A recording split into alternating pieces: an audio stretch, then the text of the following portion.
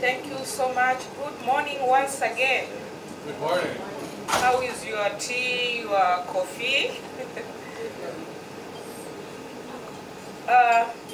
Once again, my name is Pauline Alex. I'm a Chief Executive Director of NELICO. First of all, I would like to take this opportunity to appreciate and many thanks to Canadian Bar Association and Tanganyika Law Society for trusting NELICO to be a partner in implementing the SILD project in Geita. This project made us work very closely with women who are engaging in small-scale mining activities. NELICO discovered many talents, many abilities, and strength of women in the mining sector. We have witnessed the harmful practices used to exploit women in the mining sector.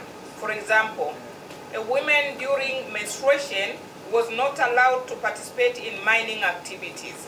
But through training, capacity building to women's champions and women's group, the situation is no longer the same. NELICO normally focus on sustainability of the project, even if SILD project phased out. This is very essential for us. We have assets which already cultivated by this project, and these are empowered paralegals, referral pathway system which is in place, empowered women's groups. These are assets which will continue to exist or work to ensure sustainability of this project in Geita. In this project, I was playing around 3 roles. Role number 1 was to make sure NELICO performs its role as per stipulated terms and conditions in the signed agreement between NELICO, Canadian Bar Association, and Tanganyika Law Society. My second role was to, as a women and child rights activist, I was also playing a role of encouragement, mentorship, legal and psychosocial support to my fellow women in Geita as well as facilitator. I also tried my level best to play a role of role model to other women in Geita. My experience towards SILD project. Let me start with women participation and involvement. Our experience noted that there is high level of participation and involvement of women in extractive activities. For the first time, we have seen the number of women owning minings and also in collaboration with men running the mining together. This is a commendable end result from SILD project. Number 2, through the legal aid clinic, we have experienced very positive attitudes as stated below. It has made women strong, confident, and they are not afraid to report violence and seek legal help when the need arises. We have also witnessed women speaking without fear during public dialogue and legal aid clinics. Number 3, this was not a focus of the project, but for us we noted that is something which went well. Men engagement in awareness raising. Men engagement during awareness raising found to be a very, very important, as it has contributed to seeing women in a positive way. One approach that NELICO has found to be successful is to run parallel single-sex groups for women and for men. then to bring the groups together at regular intervals to dialogue and share experiences. Before, it was very difficult to merge groups of women and men because most of women were fearing to speak out, and there was a notion that if you are a woman, you can't talk before men. But nowadays, things changed dramatically. I would like also to share the experience on women groups. Our experience has demonstrated that women's groups can be a powerful tool to support and empower other women who are still struggling with economic opportunities. I am sure empowered women, especially women's champions, will help to build their social networks, self-esteem, and awareness of their rights and economic opportunities for the rest. When implementing this project, we were also applying the approach of toll-free number to report gender-based violence cases. Experience shows that more women and survivors of gender-based violence are more comfortable to report gender-based violence cases through toll-free numbers.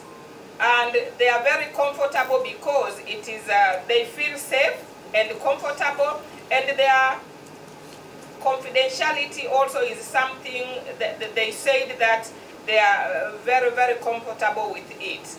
And my request on this is to look at the sustainability of this toll-free number.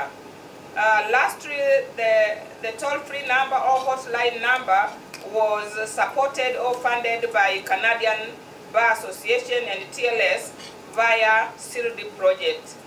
But I think at the end of this forum, I will have a session maybe with with Madam to discuss how are we going to make sure that the toll-free number is still working. What I have learned from this project, as an organization, we have also learned that women cannot end gender-based violence alone.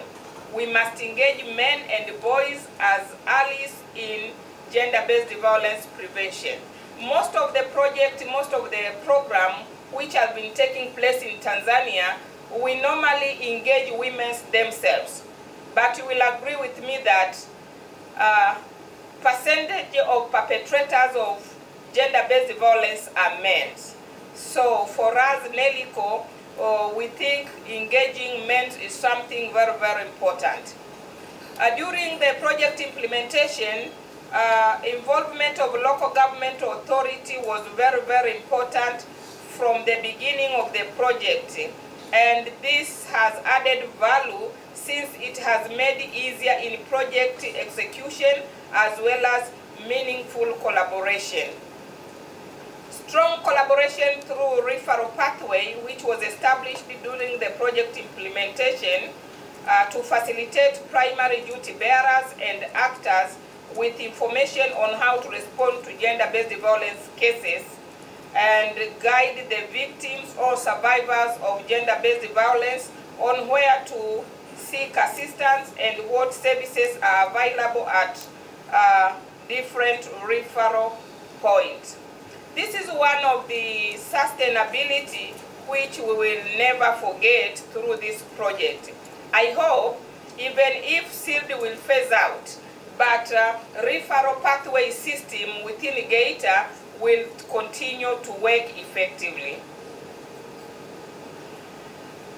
Our observation also as an organization for this project, we noted that most of women working in the small-scale miners, they lack skills on first aid provision. We have witnessed many women involved in small-scale mining activities not having any skills or training on first aid, especially during emergency. This is very dangerous due to nature of the mining activities they are involved with. My request or my appreciation will be if the project will also highlight these areas of first aid. It is clear also that there is a lack or no personal protective equipment used by women at all during the whole process of extracting gold from the ore. If not through the project, maybe in the near future, if someone come with a new project, I think the issue of personal protective equipment should be also a priority. You may find a woman with a child in her back just touching mercury with her hand without gloves, without anything, something which is very, very dangerous for their health. Lastly, it's my time once again to commend and appreciate the work done by Canadian Bar Association and Tanganyika Law Society in Geita. I would like to assure you that women in Geita are no longer the same. They were empowered, and now they are participating in social, economic, and political issues without fear.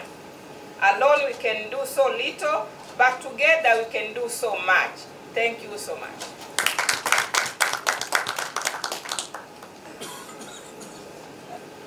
Asante sana Madam Pauline. Unaweza kuendelea kubaki pale kuwapa joto, na unaweza ukabaki hapo hapo Madam.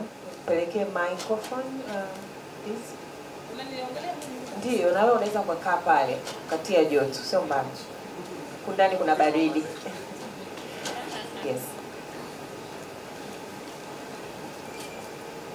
Anaye anza kutoa mrejesho wake sasa ni Madam Christina Gamba, Community Champion. Atajielezea mwenyewe hiyo Community Champion kwa Kiswahili ni kitu gani. Karibu. Asante. Habari za muda huu?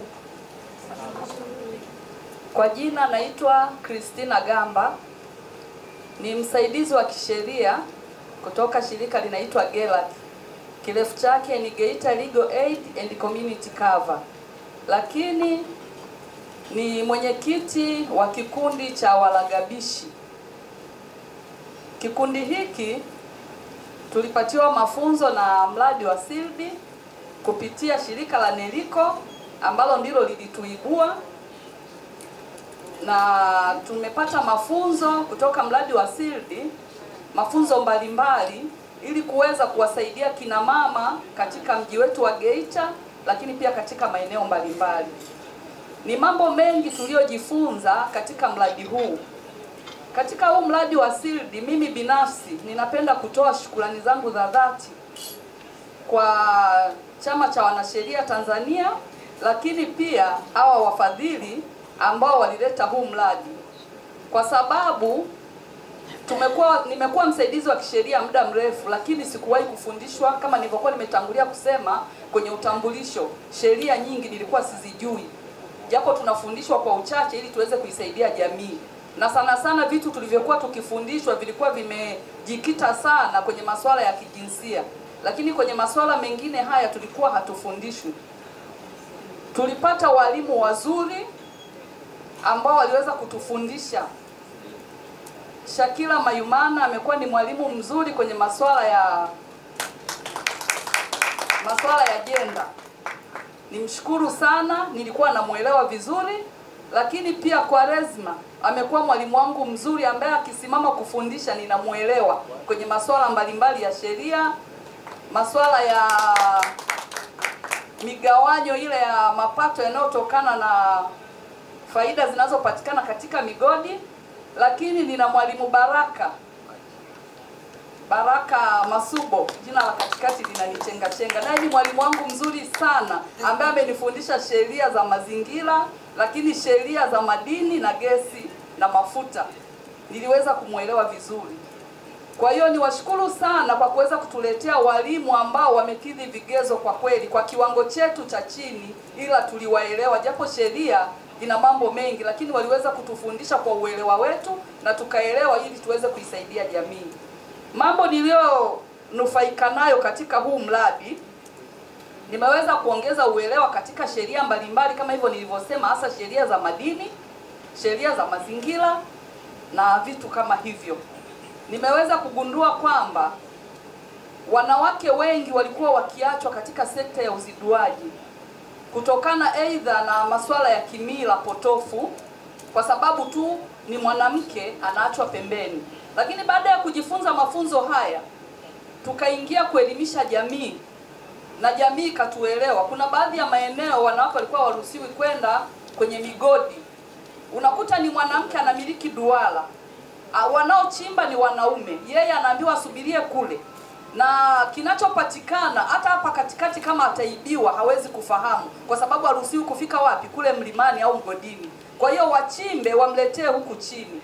Unakuta kulikuwa na shida. Hilo nalo tulilitolea kelele sana, tukafundisha jamii katuelewa. Sasa hivi wale kina mama wanaruhusiwa na wao kufika maeneo ya migodi. Kwa hiyo hayo ni manufaa makubwa ambayo tumeyapata kutoka katika mradi wa siri. Lakini kitu kingine, tumejifunza masuala ya ulipwaji wa fidia. Hili ni swala ambalo linaibua migogoro sana. Tumeweza kuelewa ni namna gani mtu anatakiwa alipwe fidia na ni wakati gani, wakati unapopita mtu afanye nini. Yote hayo tumewafundisha kina mama na wanaelewa. Ina maana hata inapotokea kwamba mwekezaji anataka eneo lake, ataanzia kuhusishwa kuanzia kwenye mchakato wa awali, kwamba kila mwananchi anatakiwa kushiriki. Sio swala linakuja tu kwa viongozi wa juu alafu nyinyi mnakuja kuondolewa kwa namna ambayo haifai. Tumewaelimisha kina mama, kwa hiyo sasa hivi migogoro itakwenda kuisha kwa sababu wanatambua haki zao na wanaelewa. Lakini kuna kitu kingine tulichojifunza kwenye swala la utunzaji wa mazingira. Kwenye swala la utunzaji wa mazingira hapo bado pana changamoto kubwa, kwa sababu wachimbaji wengi walio wadogo, namna ya utunzaji wa mazingira inakuwa ni kazi. Unakuta wakisha chimba na ni wachimbaji wa kuhamahama, kwa hiyo unakuta yale mashimo yanaachwa vile, miti inakatwa. Lakini tumejaribu kuwaelimisha kwamba mazingira yanapaswa kutunza, hata zile kemikali zinazotumika zitumike kwa namna gani, wao wenyewe wasiathirike wala jamii isiathirike. Tumejifunza, lakini na sisi pia tumewasilisha kwa wenzetu. Pia kitu kingine tulichojifunza cha muhimu sana ni usalama katika maeneo ya kazi. Swala hili bado ni changamoto kubwa kwa wachimbaji wadogo wadogo. Unakuta ni mama labda anaponda kokoto, hana vifaa vyovyote, hana gloves, hana elementi, hana miwani, lakini bado amebeba mtoto mgongoni, kiasi kwamba anapoponda anaweza akaumia au akamuumiza mtoto. Kwa hiyo swala hili tunaendelea kulifundisha, lakini ningeliomba katika changamoto ili nalo mlichukue kwamba ni changamoto kubwa. Vitendea kazi, swala la usalama wa sehemu ya kazi tumelifundisha, lakini sasa unakuta hawana uwezo wa vile vifaa. Hata kama utamfundisha, utamuelimisha, anakwambia mimi uwezo wangu ni mdogo. Kwa hiyo lakini tunazidi kuwapa elimu. Sisi hatujali ana uwezo au hana. Tunachotaka apate nini? Elimu. Akishaipata ile elimu, najua kabisa katika kupandikiza elimu kuna siku mtu atafanya nini, atanufaika nayo. Kikubwa atambue. Swala lingine la matumizi ya mercury, unakuta mtu anashika kwa mikono. Tumewaelimisha kutokana na mafunzo tuliyoyapata madhara yanayoweza kuwapata wao, lakini hata jamii inayowazunguka. Ni mambo mengi sana tuliyojifunza. Katika maeneo ya migodi kuna swala kubwa ambalo pia linatusumbua, utelekezaji wa familia kama kwa lazima alivyosema, kwa sababu wachimbaji wengi wamekuwa ni watu wa kuhamahama. Kwa unakuta familia nyingi inayobaki pale ni mama na watoto, na unakuta hawana mwelekeo, hawana kipato. Kwa hiyo swala hilo nalo ni changamoto kubwa, lakini mambo mengi tuliyojifunza katika mradi wa Sildi na manufaa niliyoyapata ni hayo kama nilivyoyaeleza. Asanteni sana. Asante sana mragabishi Madam Christina Gamba. Karibu sana Mheshimiwa Diwani, una kama dakika 3 hivi.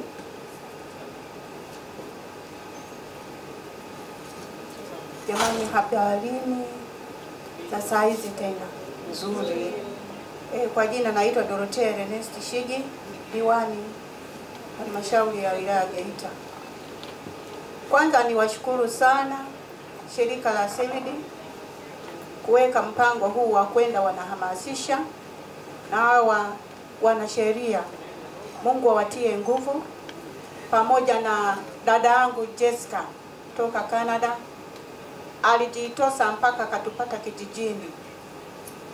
Tukaweza kusikia maono yake aliyofunuliwa na Mwenyezi Mungu.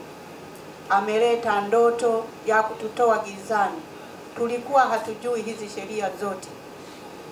Tulikuwa hatutambui kabisa namna ya halmashauri zifanye nini ili ziweze kupata haki zao. Tumeweza kupata hawa wachimbaji, tumewaelimisha wakubwa, wakati na wadogo, lakini tumeenda kusaidia hawa watoto wanaoacha shule kukimbilia machimboni. Tumeweza kuwasaidia na kuwatoa, kuwarudisha masomoni. Niwashukuruni sana. Pia nashukuru walimu walioweza kutuwezesha. Mwalimu wangu Jimmy, Kwaresima, Mayumana, Alex, yani pongezi sana kwenu. Mimi naomba mzidi kuguswa na kuendelea na utaratibu huu ili tuweze kupanuka zaidi. Ninaongezea tu kwamba tuwajali hawa wachimbaji wadogo wadogo kwa sababu hawana namna, hawana mwelekeo kwa sababu ya kuhamahama. Niombe tu kwamba tuwapatie vitendea kazi ili na wao waweze kujipatia maslahi. Ndugu zangu, katika kusaidia hawa wanawake, tumewatoa mahali ambapo hawakustahili kuwepo na kuwarejesha, kuwaleta mahali ambapo wametakiwa kuwepo. Wameweza kupata faida kutokana na shirika hili la CIVID. Tumewaelimisha namna ya uchimbaji na kuweza kujipatia vipato vyao. Hizi supplies wameenda kufanya mambo yao ya mboga mboga, vimayai, wanapata riziki kupitia hapo. Lakini mwanzoni ilikuwa ni hakuna kwa sababu walikuwa wanazuiliwa. Hili ni kumshukuru sana Mwenyezi Mungu. Mimi sitasema mengi, na wapongezeni wote washiriki. Muendelee na moyo huu na Mungu atubariki. Asanteni sana. Asante sana Mheshimiwa Diwani kwa mrejesho huo mzuri na kwa kutunza muda.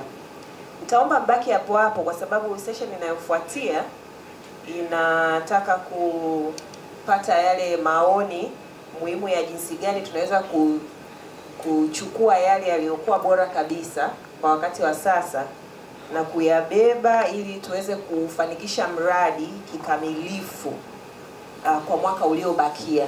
Kwa hiyo najua mmetoa mrejesho lakini itakuwa ni muhimu kama wadau, kwa sababu hii session inayofuata ni ya wadau, na nyinyi mko kwenye jumuiya kule chini, mnaweza mkatoa maoni yenu. Sasa ni yapi alikuwa mnaona yalikuwa ni mambo bora yamefanyika ambayo yanaweza sasa yakabebwa na kuyaendeleza ili mradi huu utimilike kwa kikamilifu. Sasa hichi Kiswahili nadhani tuko pamoja. I hope we understand each other. I was just trying to follow English. Oh, there's translation, so there's no need for me to do that. But the next session, we have 30 minutes to discuss from you, stakeholders on the floor, on the comparative advantages and how we can leverage them to maximum effect for the final year of the project. Now, I want to invite the project manager to also go and sit up there, because you're also key, you understand, you can give us some insight, or rather guide us on how we can, best get outputs and consolidate them in terms of making this session successful. Sijui nimeeleweka au nimeeleweka? Okay, now we're going to proceed with the last session before lunch, session 3. I am facilitating it with the project manager, Mr. Frank, right there. Now we will start with the presenters who had just finished giving their feedback right away. Madam Pauline. Please. Allow me to switch to Kiswahili so that my colleagues can follow me very easily. Kindly stick to 1 minute each so that we can also have. There's an observation.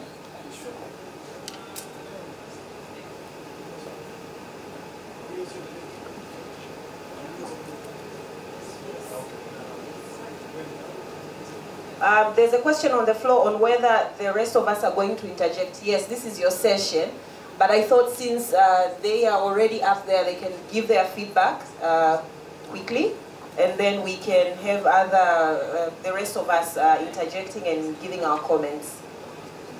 Thank you. Karibu. Mimi nilichokiona kimeenda vizuri kabisa ni capacity building na ushirikishwaji wa kina mama katika swala zima la uchimbaji wa madini. Ninaomba hili swala kwa kweli limeleta mabadiliko makubwa sana Geita kwa upande wa kina mama. Kwa hiyo kama mradi aidha utaanzishwa sehemu nyingine, kipaumbele kikubwa kiwe ni kumwelimisha mama, kwa sababu ukimwelimisha mama utakuwa umeelimisha familia nzima, umeelimisha watoto pamoja na baba. Na kama mlivyosikia, wababa wengi wanadisapia, lakini mama akiwa imara kiuchumi ataweza kuendelea kuilea familia. Kwa hiyo swala la capacity building for women na swala la involvement na participation.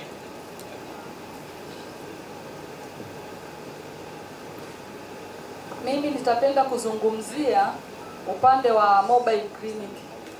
Hizi zimekuwa msaada mkubwa sana kwa wakina mama. Kuna wamama wengi wana changamoto lakini hawawezi kufika mjini. Lakini zile zinapopelekwa kule, tulikuwa tunapata wamama wengi wenye matatizo na changamoto na tunawasaidia. Kwa hiyo hizo ni za muhimu sana. Hata kama mradi utaanzishwa kwingine, hizo zisiachwe na ziongezwe zaidi, kwa sababu zinawafikia watu wengi kwa wakati mmoja.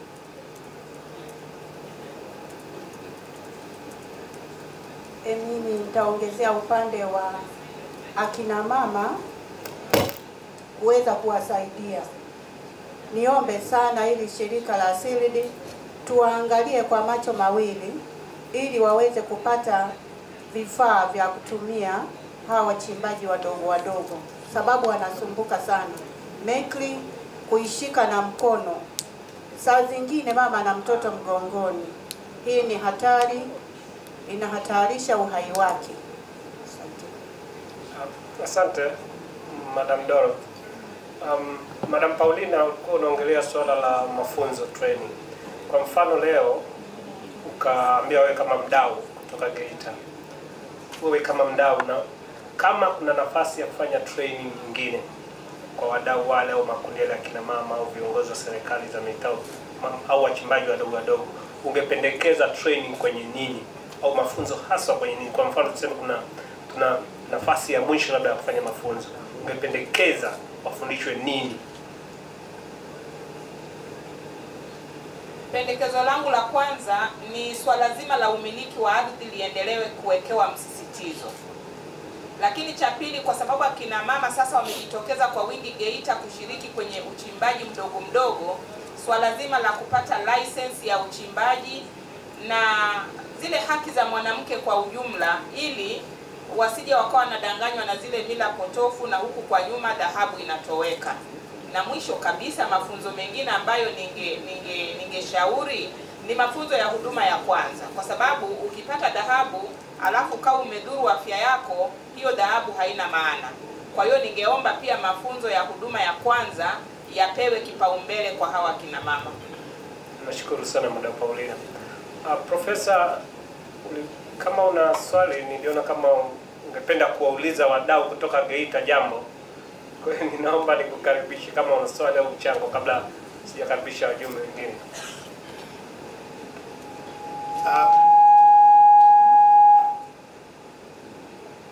Frank, you can switch off your mic. Labda tazungumza kwa Kiswahili. Ndio radhi kidogo. Kwanza kabisa niwapongeze sana kwa uelewa wao na weledi ambao umetumia katika kusema yaliyokutana nayo kule. Kwa hiyo nimeona kwenye mada ilikuwa ni woman champion, sema kwa Kiswahili shupavu. Wanawake shupavu. Kwa hiyo tunapongeza sana nyinyi wawakilishi kabisa. Na mliozungumzia ni ya ukweli kabisa. Sasa labda katika kuendelea kwenye matatizo ambayo huwa yanajitokeza sana tunapotegemea miradi ya kutuwezesha, nasikia mnasema kwamba kama mradi ukiisha, mradi utakapokwisha. Sasa mimi nilikuwa napendekeza labda katika wadhifa wenu ilikuwa ni vema pia kujaribu kujiunganisha au nyinyi nguvu yenu wenyewe mliopo. Kuna madiwani, kuna watu ambao kidogo wana uwezo, wameshafundishwa. Kwa hiyo kuna mashirika ambayo haraka naweza kataja ambayo mnaweza kufanya kazi nao hata bila kusubiri mradi. La kwanza, kwa wale ambao walikuwa wanazungumzia ile simu ya moto hotline ambao nasema itaenda vipi. Kama mnavyofahamu nyinyi wote, kuna katika kila kituo cha polisi kuna deski linalohusu masuala hayo. Sasa nadhani mkianzia huko chini, mheshimiwa diwani na wengine, mkaongea na wabunge, mkaongea na vyombo vya usalama na ulinzi katika maeneo yenu ili iwe endelevu. Na nadhani hata vituo vya polisi na wakuu wa polisi kule watasikilizeni. Ndio mimi nakana. Lingine la msingi hili hapa la changamoto ya kuwa na changamoto katika maeneo ya migodi ya afya.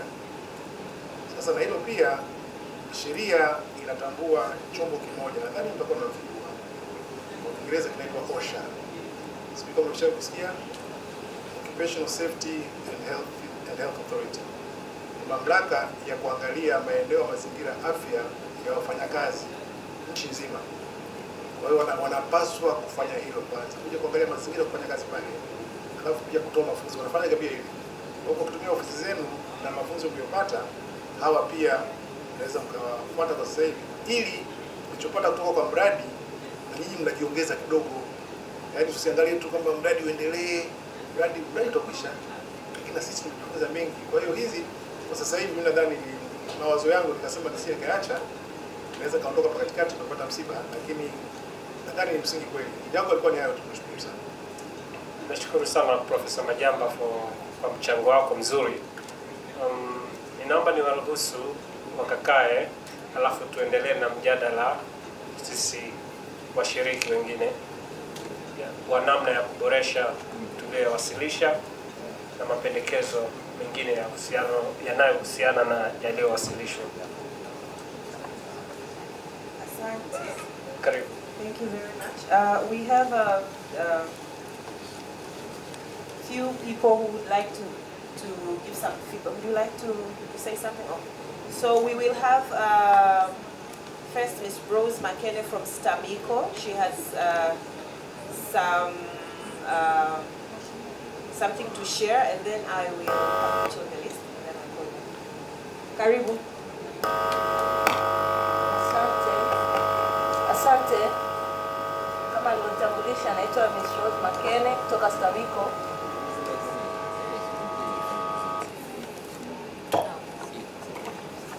Asante.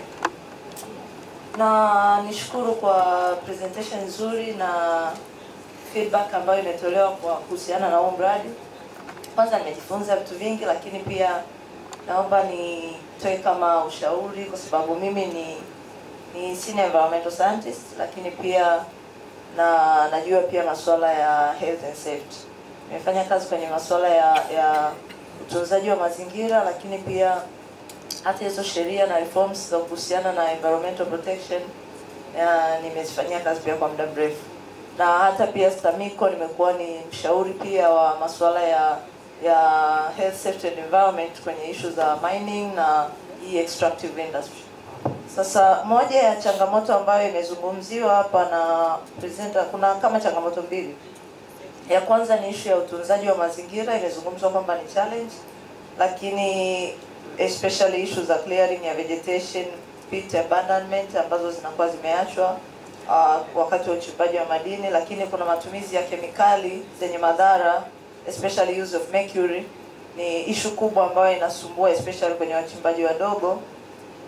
na matumizi ya PPE, personal protective equipment, zimekuwa ni changamoto, watu hawana uelewa wa kuzitumia, lakini pia inawezekana ni kwa sababu pia hawana. Lakini pia issue ya use of first aid kits. Kwa hiyo STAMICO wamekuwa ni walezi wa wachimbaji wadogo kwa kipindi kirefu, na wanajua, tumekuwa tukijua changamoto ambazo wachimbaji wadogo wanakumbana nazo na maeneo ambayo yana wachimbaji wadogo, especially hizo changamoto za kimazingira.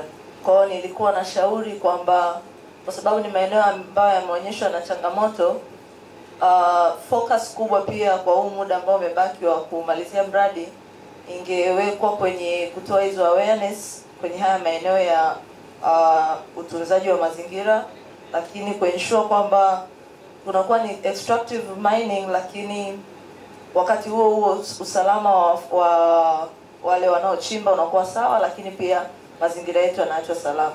Kwa hiyo STAMICO tupo, DLS na project inaweza tukashirikiana pamoja kuhakikisha kwamba hayo maeneo ambayo yapo wachimbaji wadogo yanajulikana, tunaweza tukashare na tukashirikiana kuhakikisha kwamba hili swali limekaa vizuri.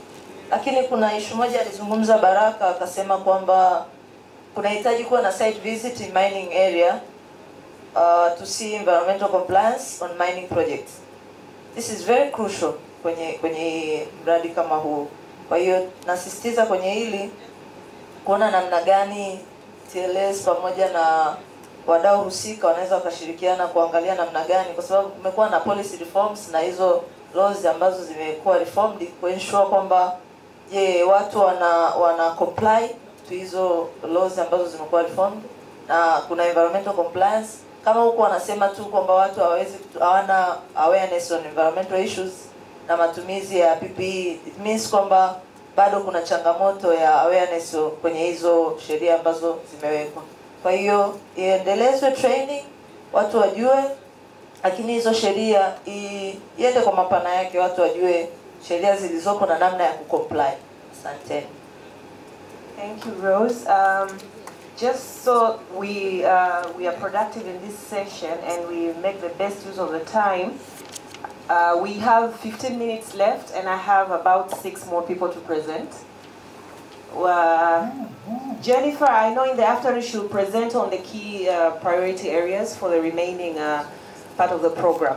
So I believe what you want to present in few seconds will be sort of to refocus the discussion into how we can, be more exhaustive on comparative advantages towards and leveraging them for maximum effect. So you have 5 seconds. Thank you.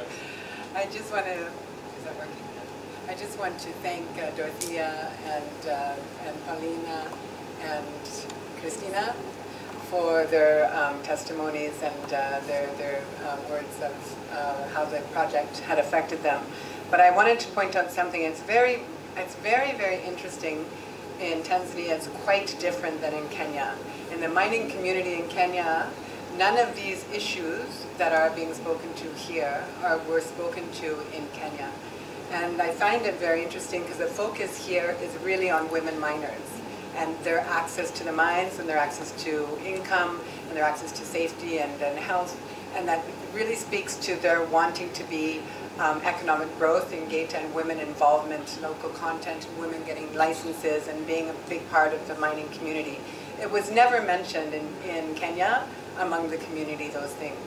So it's quite interesting, and I just wanted to ask a question. Is ASM, is artisanal mining formalized in Tanzania? Is it a formal sector or it's still informal?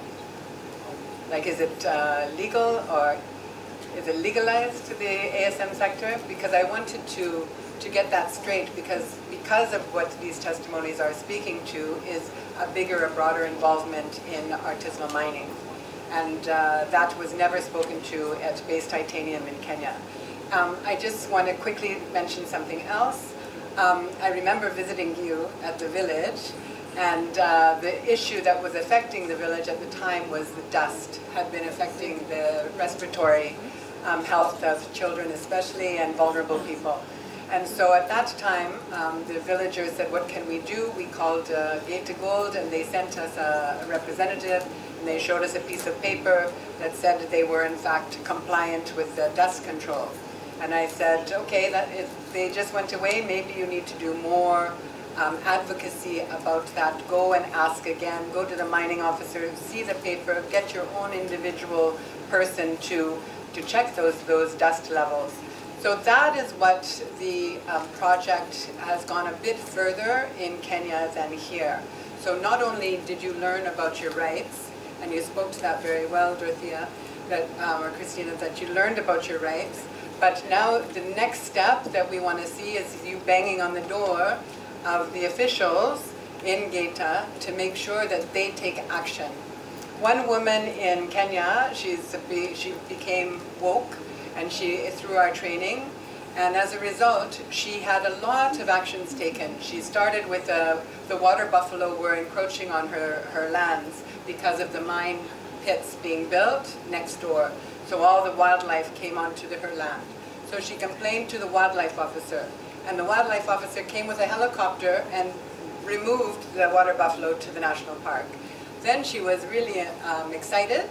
So she went and complained about base titanium ruining the road and the bridge that allowed them to go to the schools and the markets. And so base titanium and Kwale government built a bridge for her. Then she got really excited and she complained about her boreholes that were dirty from the mining. And they came and drilled new boreholes for her community. So that's the kind of action, once you learn about your rights, that you go and really take action. And I want to point out, and Paulina knows this, we have a fund in the project called a Women's Legal Aid Fund to help you, facilitate you to do those things, to take transport, to go and maybe get childcare while you're there into town, to go talk to those people. We have a fund for that. And not many people have been accessing that fund because they don't know about it, or they're afraid, or they don't have the agency to do that. But Paulina's there to help you. And the lawyers that have been helping you in the community can help you with that, can take you to the right offices and make sure you take action. I think it's super interesting that you all talk about health and safety, and Madame from the Ministry of the Environmental Health, we should take advantage of that. We're very willing for the remainder of the project to put that training on. I know I've been in contact with Jimmy as well, and Nelson, about also having some trainings on licensing that we wanted to have in 2020, but something interfered. And so we want to move forward with that as well. I think it's really focused now in Geita that the women really want support in artisanal mining. So we should see if it's formalized, what the government policy is on that. We're also working at the policy level at EALS, at the EAC, at the kind of umbrella policy for artisanal mining, to try to see what the different countries are doing in the region. So I know I can see the focus now, and I think it's really important, but I'd also like these women that have learned about the rights to take action and make things happen for your community. We have help for you for that. And the sustainability bit, Paulina, we should talk, because yes, there's a lot of sustainability that has to be put into place before the project ends. Thank you. Well, thank you very much. That was very well. Yeah, yeah. No, but it was important. It's very important interjection that once you are empowered, then you must take steps towards using that empowerment to impact your community and impact your business and impact your environment. There's a question that you asked regarding artisanal mining. I have here Mr. Terence Ngole, Assistant Commissioner for Ministry of Minerals. Maybe he can respond in 5 seconds. Thank you very much. Actually, in Tanzania, as far as mining legislation is concerned, it is restricted to do any mining or mineral trade without having license. So you must be licensed, actually.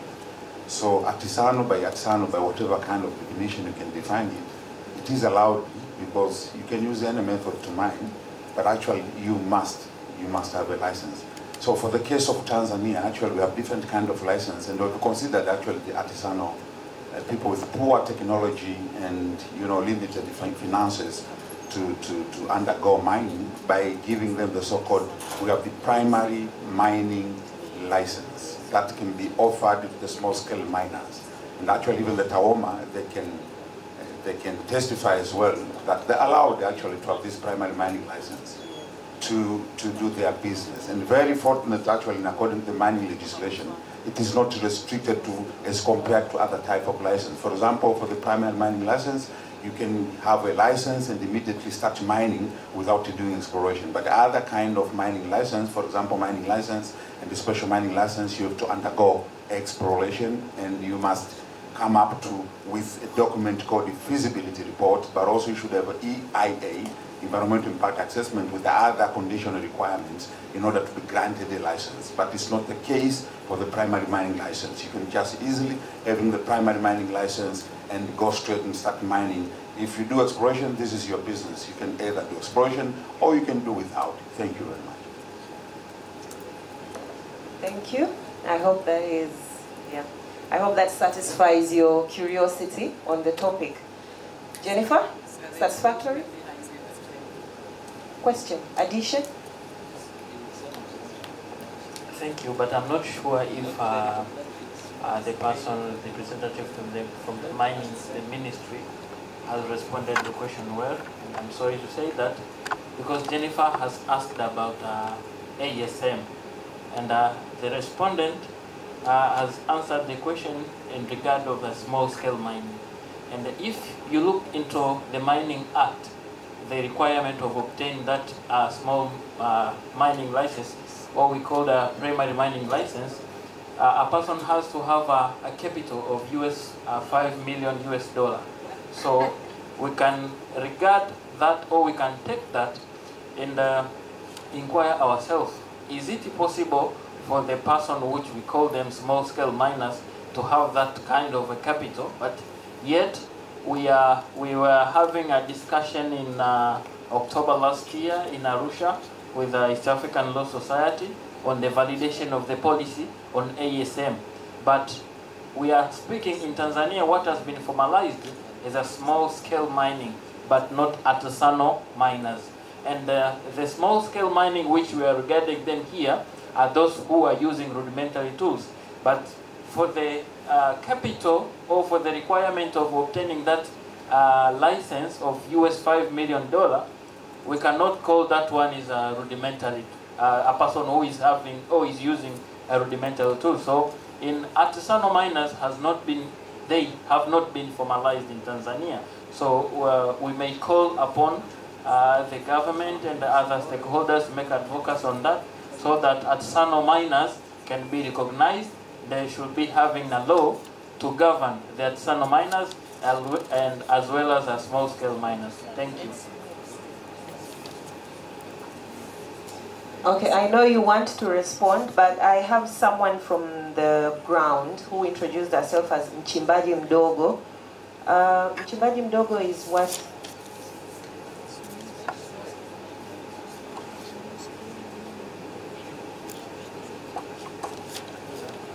Mchimbaji Mdogo is it artisanal miner or small scale miner?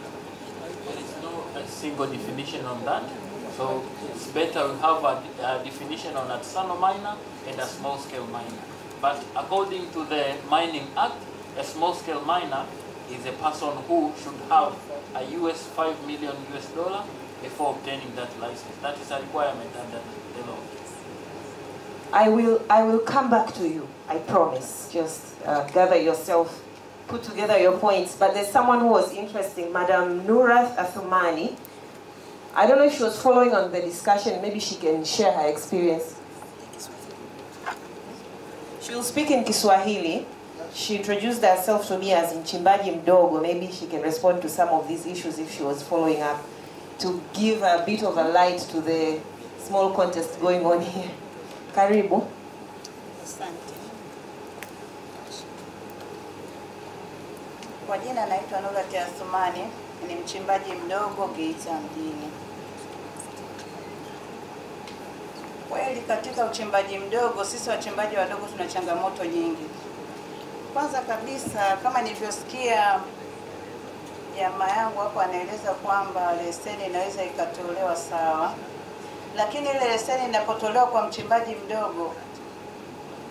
mdogo tunavyochimba sisi, unaweza ukajiita kwamba mimi si mchimbaji, kwa sababu mimi nachimba kwa zana duni, ambazo zana zangu ninazochimbia ni nyundo ya mkono, nasomba mawe aidha kwa kutumia viroba vya begani au kutumia mnyama punda ndio anifikishie mawe sehemu inayohusika. Hapa si wachimbaji wadogo, serikali mnatupa leseni. Ile leseni ukija kuangalia process ya kwenda kuchukua coordinate, kuja kuweka beacon mpaka nikapata leseni inaweza kakosti kwenye 700,000 800,000 kutokana na hekta unazozitaka. Sasa hapo mimi nachukua leseni hiyo, nimeilipia tayari, naanza kuchimba dhahabu, lakini pale ninapochimba chini kuna changamoto nyingi. Kuna gesi inatakiwa niwe na blower ya kuingiza oksijeni. Kuna maji natakiwa nipate mashine ya kuvuta maji. Bado kuna mwamba mkubwa natakiwa nipate compressor. Mimi mchimbaji mdogo sina hata uwezo wa kuweza kumiliki milioni 5. Mimi wazo langu au oni langu au ombi langu serikalini, sisi wachimbaji wadogo turuhusiwe kuchimba pasipo kulipia leseni. Tupewe vibali tuchimbe, pale tutakapoanza uzalishaji serikali ndio itufuate ihitaji mapato kutoka kwetu.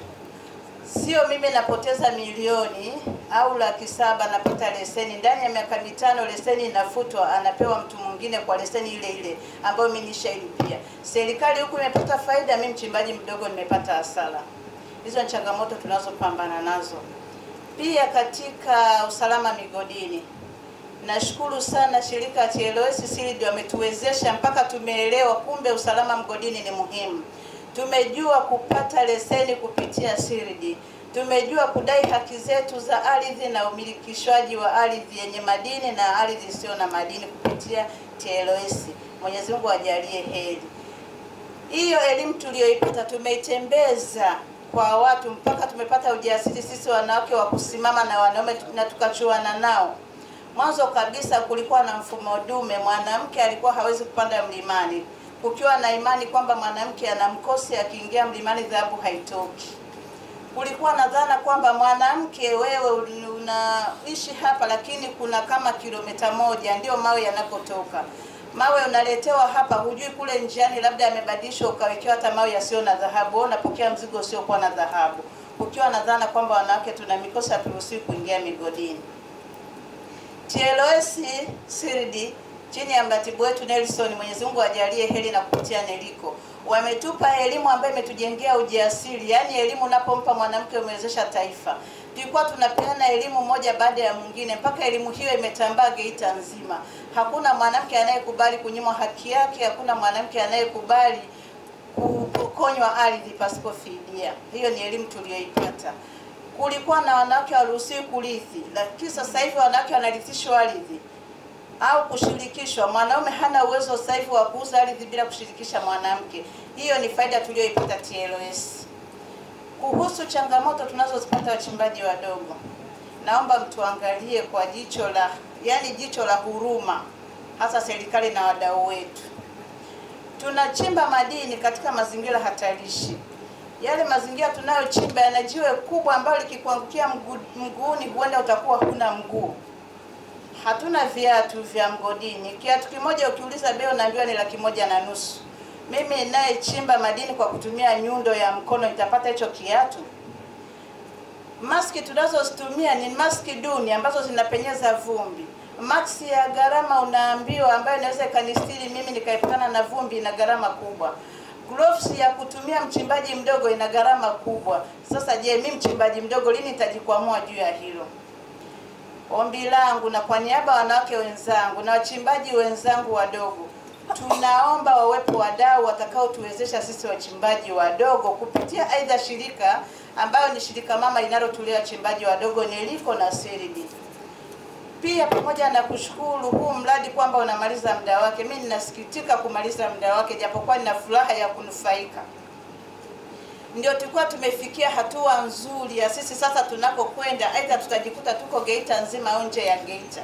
Lakini mradi wetu unaondoka, tutanufaika sisi, aidha tutautembeza ndani ya mkoa mmoja na hatimaye faida itakuwa isiwafikie wote kama tulivyokuwa tumelenga kwamba iwe ni kwa mkoa mzima.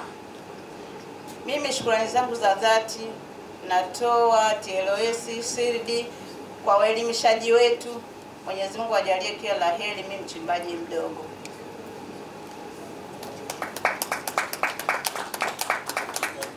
Asante sana Madam Nura Thathmani kwa mrejesho wako. Tumeishiwa na muda kwa sasa. We're out of time. We were supposed to run this session through 12. But I have 1, 2, 3, 4, 5 people who wanted to still give their feedback. How do we go about it? Shall we have 15 more minutes, or shall we preserve these questions, these observations until the next sessions? Shall we have a common agreement? We go into up to 12:15? I see that's agreeable from the nodding of some people in the audience. Thank you for your cooperation. Now I invite Samuel Kiondo for your, please use 1 minute if you can. Asante kwa nafasi hii. Mimi naomba niongee Kiswahili kwa sababu nataka kuongea na watu wanatoka kwenye community chini kule. Tulipata juzi barua kutoka Geita ikizungumzia mtu ambaye amekutwa na kampuni. Sasa napenda kujua wamewahi kuelekeza namna kudili na watu wa namna hiyo. Yule mtu anasema yeye amepewa 1% kwenye contract. Kati eneo lake lina madini. Hiyo kampuni imempa only 1%.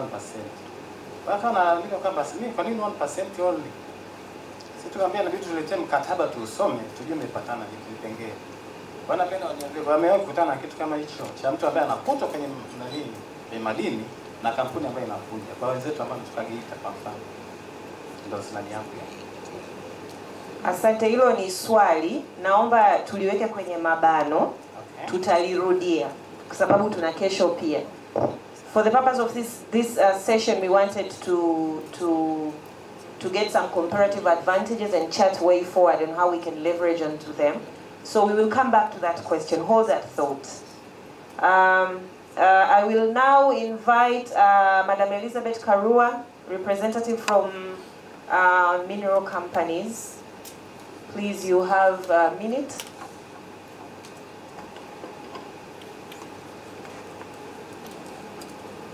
Asante.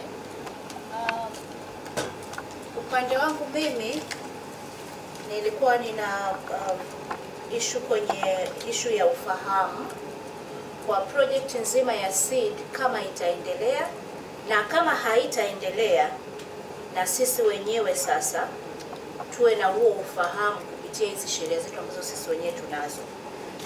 Sasa ukiangalia sheria zetu, kifungu cha 105 kinaongelea swala zima la uwajibikaji kwenye jamii CSR.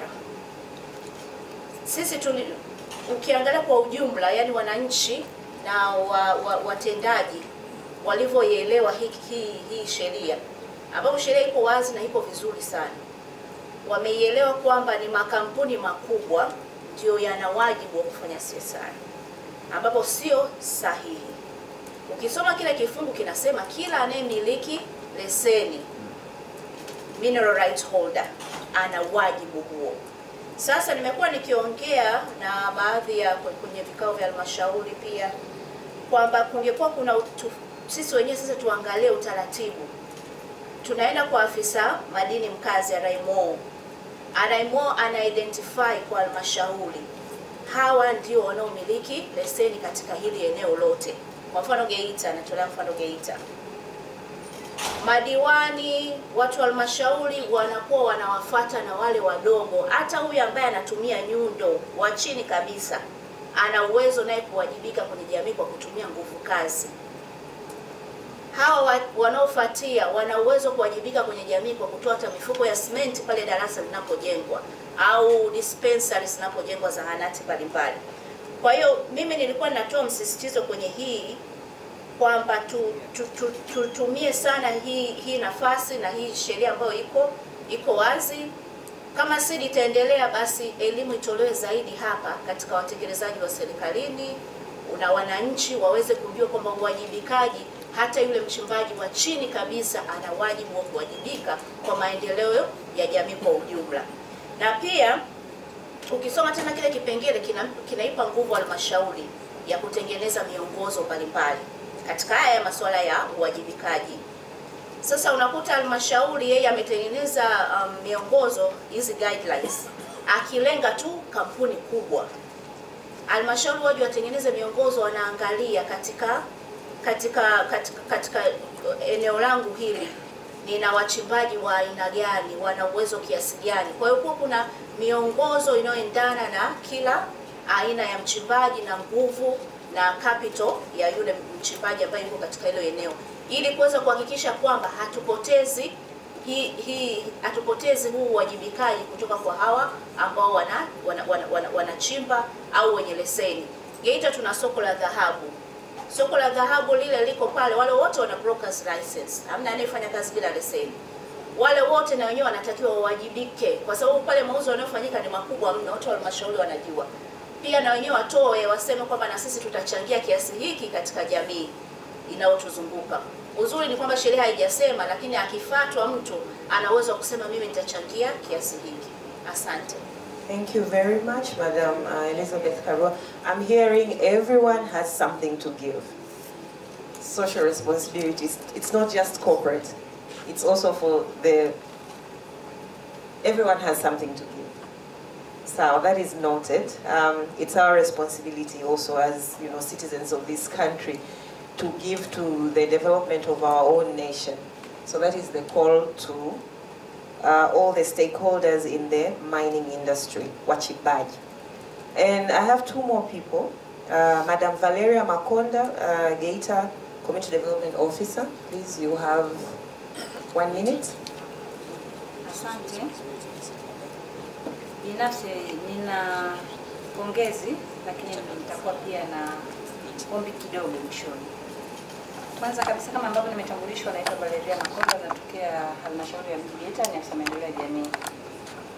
Ni washukuru sana TLS pamoja na wadau wengine ambao wamekuja na huu mradi wa SILD. Nadhani kwetu pia imekuwa ni fursa, kwangu mimi binafsi imekuwa ni fursa, na kwa wawakilishi waliotoka kuzungumza kutoka Geita, mama yangu Christina pale pamoja na mama Dorothea pamoja na Dorothea Shigi pamoja na mkurugenzi wa Neliko Paulina, yaliyozungumzwa ni hakika ni kweli, na mimi ni mmoja wapo wa mashuhuda. Kweli uwepo wa mradi huu kwa Geita na binafsi halmashauri ya mji ambayo ninatoka mimi,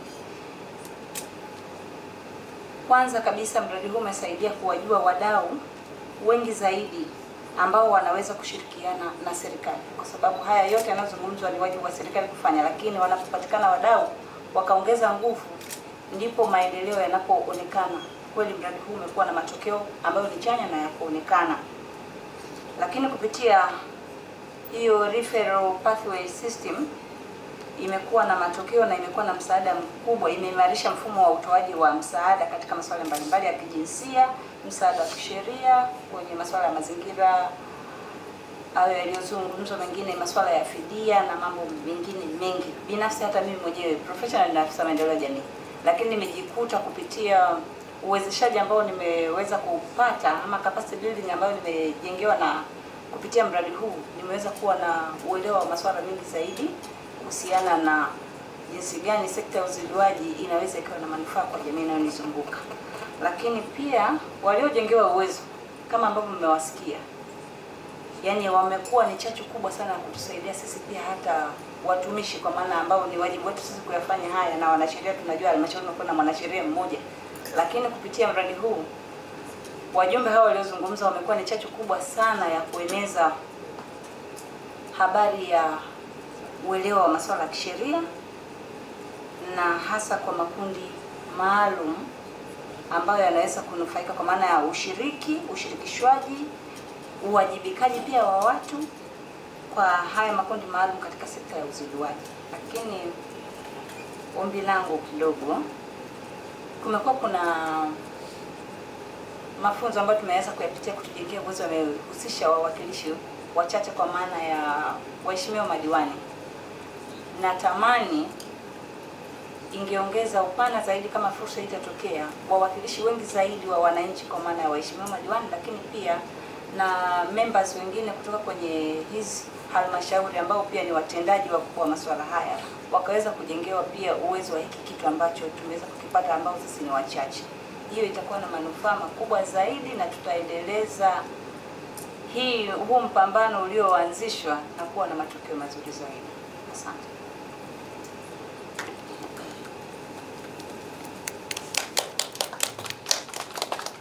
Asante sana kwa mrejesho wako. Sasa hivi nitampa nafasi. Now I welcome Madam Shakila, the gender advisor to the project. She has also some things to share.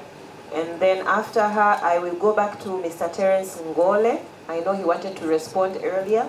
And then I'll go to Madam Pauline. She wanted to respond to Ms. Johnson's question on the issue of dust.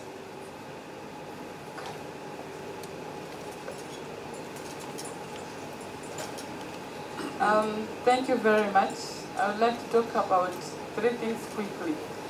One is the recommendation on legal reform.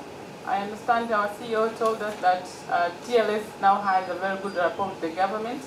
So I'm proposing that moving forward, as we've been told that the law recognizes small-scale miners with the capital of USD 5 million, maybe we should, it's now time to advocate for the recognition of artisanal small-scale miners and putting a conducive environment for them to operate, because most of them are women, and looking at the poor population, women also makes a big percentage of it. Second, we've talked about women going to the mining area with their children and being at risk with mercury, and I'm just suggesting focusing on CBA, DADA, Community Development Officer, looking at the 442% from the own source, and also data from the corporate. I know we have the CSR. Is it possible for us moving forward to have nursing rooms in the mining area so that the kids can stay safe? Because if they are not safe, it means that we are giving out one solution while creating another problem. Is it possible for us to have a sample nursing room in one of the areas whereby, let's say, there is a high population of women working there so that the kids can be protected from mercury? And the third thing is that, is it possible, moving forward, to help the women with equipment like crushers, makarasha, so that they can have the equipment? I can take an example of a project with Tanzania Gender Networking Program, whereby we are talking about movement building, helping women to help other women, but also looking at the women, they're the poorest. So they face the challenge on economic basis. So we have a Women Economic Empowerment Initiative, whereby women gain income, which helps them to support themselves while in there, but in the course of working in the economic project, they also discuss their own issues. So if the other women who are being affected, they get some income from the existing project and try to solve other issues or other problems affecting them. So those are the 3 things that I'm suggesting moving forward. Thank you. Thank you very much, Mr. Terence. Asante, labda sasa hivi nizungumze Kiswahili kidogo ili tuelewane kwa mapana kidogo. Labda nianze na Bwana Kwaresma. Nimtoe wasiwasi nilivyojibu, nadhani nilijibu jibu sahihi na uhakika 100%. Nilianza kwa kusema kwamba sheria ya madini hairuhusu mtu kuchimba bila leseni. Kwa lugha nyingine, kwa lugha nyepesi tu, ni kwamba artisanal haiko fomu kwenye sheria ya madini. Artisanal hawatambui. Kwa lugha nyingine hawana leseni na sheria haiwatambui. Na hiyo ndio ilikuwa essence ya kukuambia kwamba sheria ya madini, cha kwanza kabisa, hairuhusiwi kuchimba pasipokuwa na leseni. Kwa indirectly au indirectly nilikuwa nakwambia kwamba hao artisanal hawaruhusiwi kwa mujibu wa sheria. Sio kama mnaelewa. Na nchi yetu kupitia Wizara ya Madini inachokifanya sasa hivi ni formalization ya wachimbaji wadogo ambao hawana leseni. Sio kama ninaeleweka kwenye hilo. Kwa ni kutoa wasiwasi kwa Kwaresma kwamba nilivyojibu nilikuwa na hakika nimelijibu vizuri na hakukuwa na tatizo lote katika jibu langu, labda tu hukunielewa kwa sababu nilikuwa nimezungumza Kiingereza ya dogo. Lakini la pili, la pili ambalo bwana Kwaresma amelisema, anasema kwamba hivi kweli 5 million US dollar ni kwa mchimbaji mdogo. Ni mtoe wasiwasi, sio kweli. Hakuna sheria inasema hivyo. Imesema maximum kwenye category za leseni. Kuna uchimbaji mdogo, kuna uchimbaji wa kati, kuna uchimbaji wa juu. Sasa kwenye investment, kwa maana capital investment ambayo tumecategorize hizo classes, unachozungumzia ni upper limit ya uchimbaji wadogo. Sasa upper limit haujalazimishwa Sheikh Kwaresma. Upper limit kama una uwezo huo mpaka kufikia kiwango hicho, sawa, hiyo tunaicategorize kwamba ni small scale. Kwa hiyo haijasema sheria huwezi kuanza kufanya uchimbaji pasipokuwa na 5 million USD, haipo kwenye sheria, mtumishi wa Mungu. Kwa ni kutoa wasiwasi. Na nadhani umepata witness pia, witness hapo. Dada yangu pale amesema shilingi laki ngapi? Laki 7 unapata leseni. Ni shilingi 80,000 tu per square hectare. Si ndio dada yangu? Ni 80,000 per square hectare. Na PML ukubwa wake maximum ni 10 hectares maximum. Unaweza kuwa na 2 hectares, 3 hectares, 5 hectares maximum ni 10 hectares. Kwa lugha nyingine shilingi laki 8 inakupa the biggest primary mining license, ambayo ni affordable kwako wewe na mtu mwingine pia. Kwa hiyo kutoa wasiwasi, sio kweli kwamba 5 million, you need 5 million US dollars. It's a lot of money actually. 5 million ni karibu bilioni 10. Hakuna, hata medium scale haiko hivi. Kwa lingine ambalo ni jibu labda hoja ya dada yangu pale, waruhusiwa kuchimba bila leseni. Nadhani ni ngumu kidogo. Hamna nchi duniani ambayo inaenda bila utaratibu. Kwa ajili ya governance of the sector, definitely mnahitajika kuwa na leseni. Labda tu nishauri, hoja ingekuwa ni kuiomba serikali ipunguze gharama za upatikanaji wa leseni kwa wachimbaji wadogo, lakini sio kwamba wachimbe bila leseni, kwa sababu unaweza kuwa na solve tatizo moja dadangu ka create tatizo lingine, kwa sababu how do you govern the sector kama huna leseni? Definitely it's impossible. Kwa labda namna ya kujenga hoja, ni shauri taoma tujenge hoja namna ambavyo tunaweza tukapunguza gharama za upatikanaji wa leseni. Hilo linawezekana, why not? Hilo linawezekana, lakini sio kusema kwamba sasa turuhusiwe tuchimbe bila utaratibu.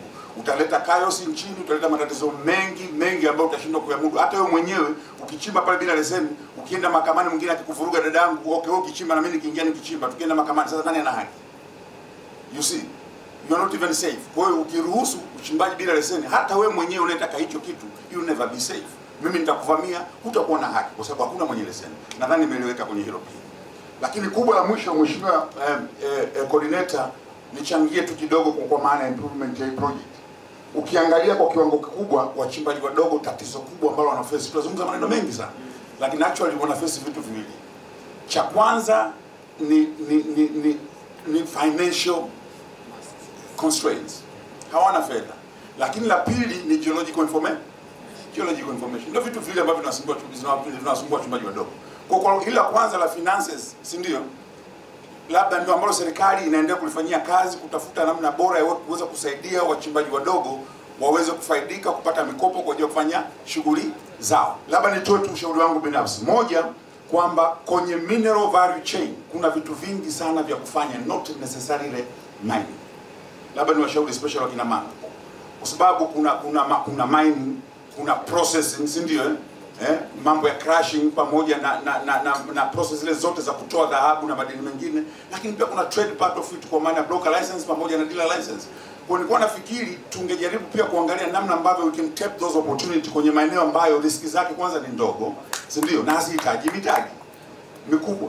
Kwa sababu ukija kwenye upande wa kuchimba, very unfortunately, nasema very unfortunately, ni kwamba mabenki ili yaweze kukupa mkopo, they need feasibility report. Na wewe huna exploration, hujafanya exploration, definitely hauwezi kukopesheka.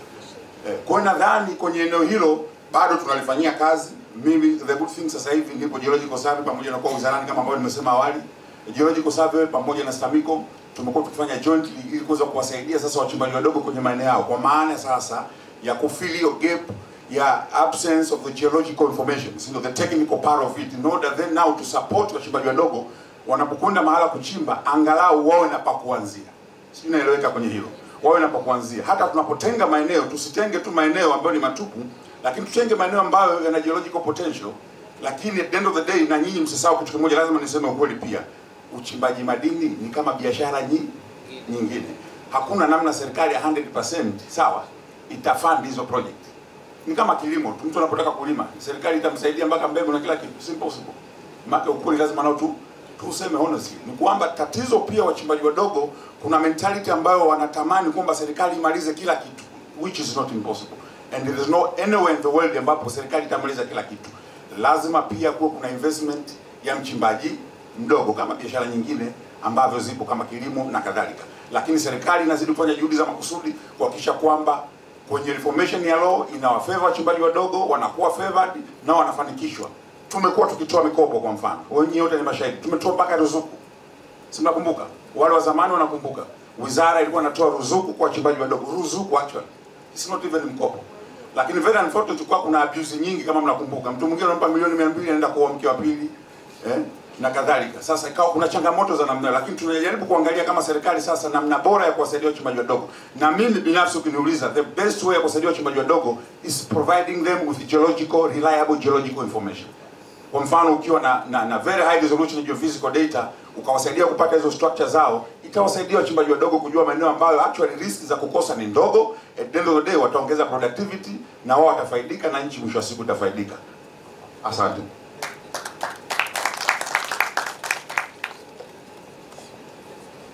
Thank you very much. I see some heads nodding in the room. I understand they relate to what he's saying and agree to his propositions. Now, this is going to be our last speaker this afternoon. After her response to Madam Jennifer, we will all break out for lunch. Lunch is served at Ngalawa restaurant. You will go out through that door and head to the left or by the beach. Okay, that's going to be hot. Yeah, but you will go out through that door and head to your right, close to the beach. At least you'll have a beach view. So brace yourself for lunch and kindly observe time when you go out for lunch because we are keeping time so far. If we can do it for 45 minutes, it will be great because we have such a loaded session this afternoon with like 4 presentations. So make it light. Karibu, you wanted to respond. Thank you. Jennifer, you requested whether we are still facing a challenge of dust or not. Kindly be assured that currently GGM is doing underground extractive. So there is no longer problems of dust in Geita. Thank you.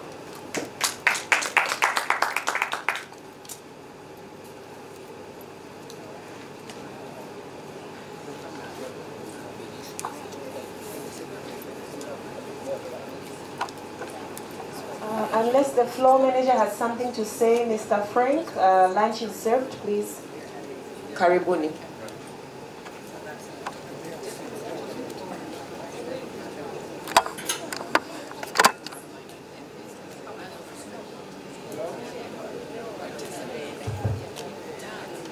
Kwa sababu ya muda na lunch is ready, karibuni kwa ajili ya lunch kwa sababu tutakuwa na session ngumu baadaye kidogo yenye mawasilisho marefu.